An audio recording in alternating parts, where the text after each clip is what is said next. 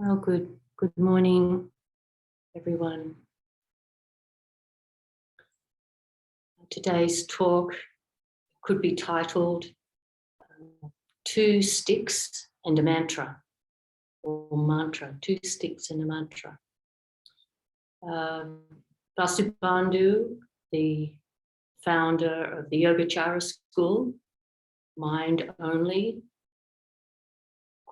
sometimes called the Chittamatra school, had a treatise called Treatise on the Three Natures. And that would be a long talk to talk about the treatise itself, but there's a simile in there that I really like, so I thought we could talk about that. So the three natures that Vasubandhu speaks of is the imaginary nature, the dependent nature, and the consummate nature, or you could call the ultimate nature, the true nature. And this is just a way for us to make sense of our experience of phenomena. So it's not as if these three natures are it, but they're a way to make sense of things, and a little different to the two truths that all of us will be familiar with, truths of form and emptiness, that we're familiar with, this idea that there's the phenomenal world, which we call form, including mental formations, and then there's the emptiness side, which is that nothing has inherent existence when examined closely. And we function with those two together, form and emptiness, holding the two together as we move through the world. So this is another way of imagining how we move through the world. It's called the three natures. I like it a lot. So the imagined nature, the dependent nature, and the consummate nature. And Vasubandhu uses a simile to help us kind of imagine what these natures might be. So the simile is of a magician who, magicians often have like a big cape. So the magician has two sticks under his cape, and you could imagine him, it could be her, but you can imagine them standing maybe at a big open intersection of where dirt roads all meet, and there's people all around. He's a well-known magician, and he recites a mantra, a special elephant mantra, and what appears in the middle of the road is this magnificent elephant. It's adorned in beautiful flowers like golden marigolds. I think that's marigolds that they make the garlands of in India. It's got garlands of marigolds and lace headdress with all jewels on it and painted in colours, beautiful fabrics wrapped around the tusks, this magnificent elephant in the middle of the road, and all the observers are surprised and delighted to see this magnificent elephant. And the reason that they're delighted and surprised is because they know it's not a real elephant. If you imagine in those days, maybe there were lots of elephants. They weren't that interesting for people. They were just clomping about doing their thing. But this was an imaginary elephant that this magician could conjure up with two sticks and a mantra. So that's the image. And the way that we can unpack it is that the elephant is the imaginary nature. The elephant's not real. It's a hallucination. It's a creation of this mantra and two sticks. Who created this with the magician's verbalizing of the mantra has conjured up an elephant. So that's called the imaginary nature. And we could see how we can compare that maybe a little bit to the emptiness teachings. We look at things, and because, well, I'm getting ahead of myself. We'll get there in a minute. So the elephant is the imaginary nature. But the appearance of the elephant, the experience that we have of an elephant, our eyes seeing this elephant, our ears hearing it, maybe our nose smelling it, that appearance, that experience of the elephant is called the dependent nature. And that is an actual real experience. People do experience things. And in this simile, they experience the elephant. They have a response to it. They see it, they hear it, they smell it. Maybe they touch it. That is the dependent nature.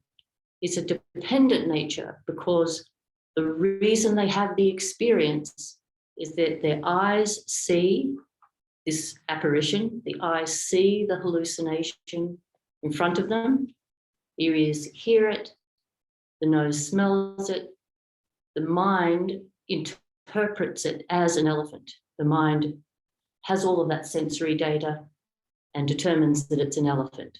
So there's this interdependence going on. All these different elements are required for the experience of the elephant. So that's called the dependent nature.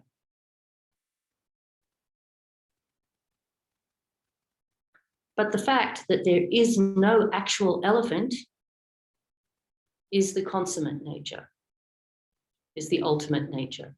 There is not a real elephant in the middle of the room, middle of the intersection. That's the true nature. There is not really an elephant there. There's an imaginary elephant. There's the experience of an elephant, but there actually is not an elephant. I find this a very helpful way to look at things.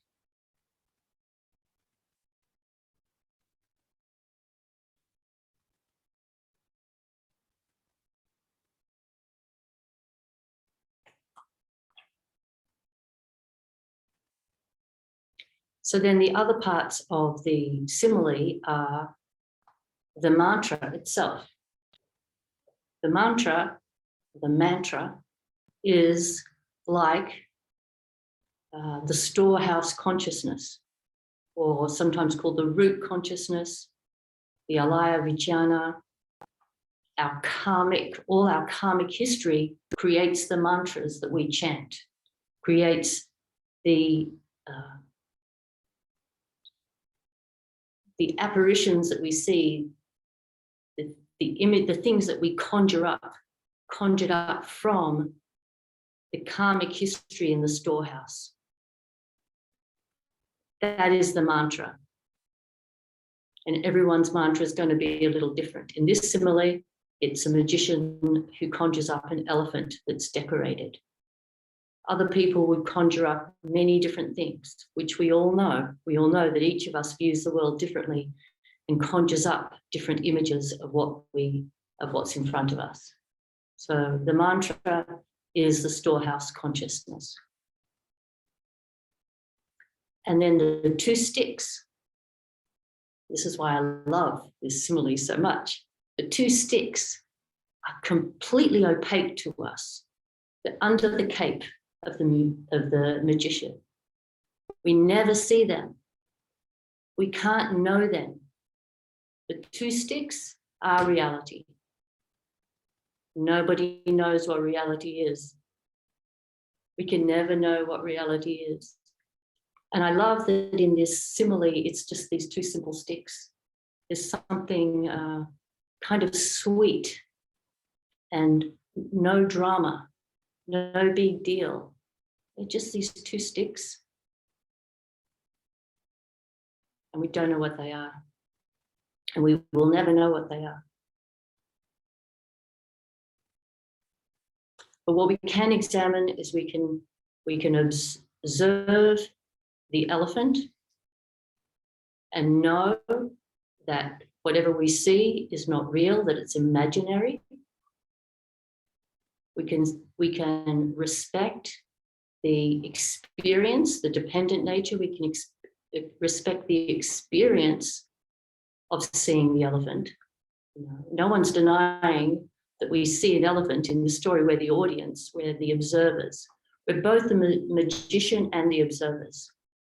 Together we are, each chanting mantras, creating things and watching each other do so. So we can respect that whole process, that each of us is creating worlds in our minds. And of course, many of us are believing the worlds that we create. But the worlds that we create are a real experience for us. And it's very important that we respect the fact that people perceive the elephant in this metaphor, but perceive whatever they perceive. We perceive whatever we perceive, and it's a real experience for us, and we need to respect that. And then it's important to remember that none of it is actually so. And what it actually is the two sticks. We don't know what these two sticks are. Oh God, I love this simile so much. So all things have these three natures. All things have an imaginary nature. All things have a dependent nature. All things have a consummate nature. And when we hold those three together, we can move through the world with much more grace. We don't get so hooked. We remember all the time that this is a construction of our mind. It's not to say there's not something, that's the two sticks, but we don't know what that something is. But we move through the world without forgetting that it is a construction of our mind. What's a little different between the Yogacara school and say the Madhyamaka school, the Yogacara school emphasizes the subjective side, the side of the person's experience. It examines that. Whereas say Nagarjuna is more interested in examining what the external world is not, which is a very valid thing to do, to examine what the external world is not.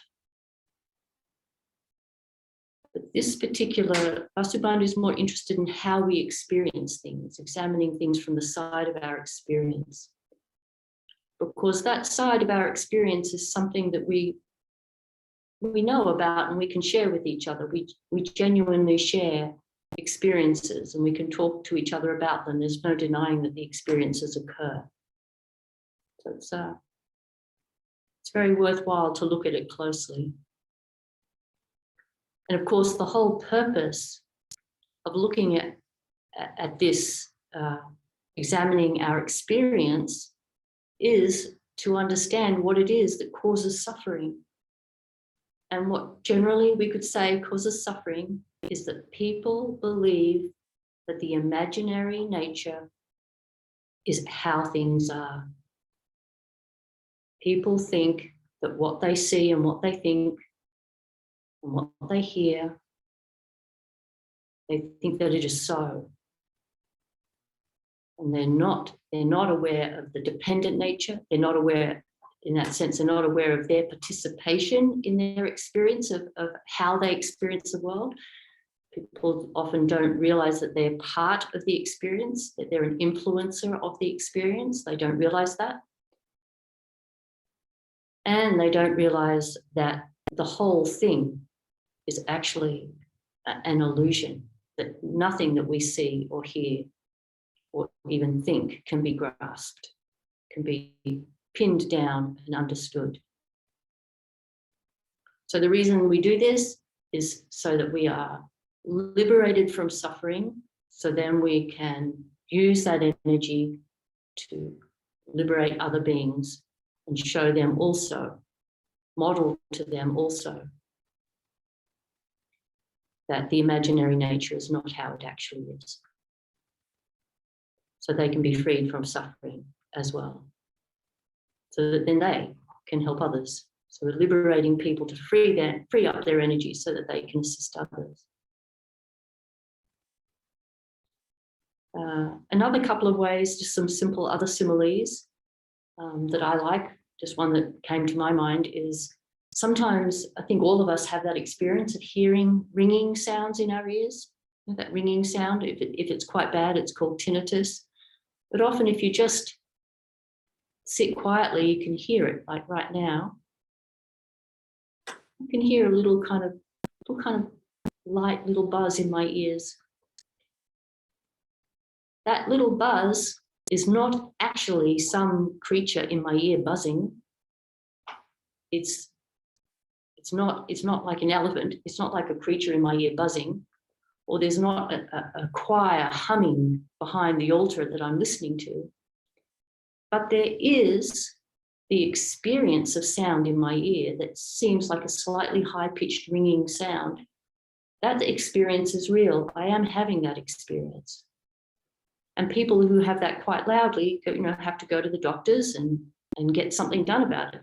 But luckily, nobody actually thinks that there's a small chorus following them around or that there's a little creature in their ear making sounds. We all understand that that is an imaginary experience. The thing itself is not real, is imagined. Luckily, we all understand that. So if we were to map the three natures onto that sound that we hear in our ears, the sound is imaginary, as in there's not a choir singing in our ears or a little creature, but there is the true experience of it, the dependent nature. But the ultimate truth is there is nothing out there making a sound that's going into our ears. There is no sound. And another one that people sometimes use, and actually I should mention Jay Garfield, who's a Tibetan practitioner and great scholar. It was listening to him talk about this simile that really got me interested in the first place. He uses the simile of sometimes when you've been out in the bright sunlight and then you close your eyes, you see little kind of wriggly things go across your eyes. He calls them little floaters. So that's a similar thing. We know that there's not a little creature wriggling across our eyes, but we do have the experience of something going across our eyes. And if it were bad enough, we would, go to a doctor's and say, I'm a bit concerned about this. But it's imaginary, it's a real experience, but it doesn't actually exist.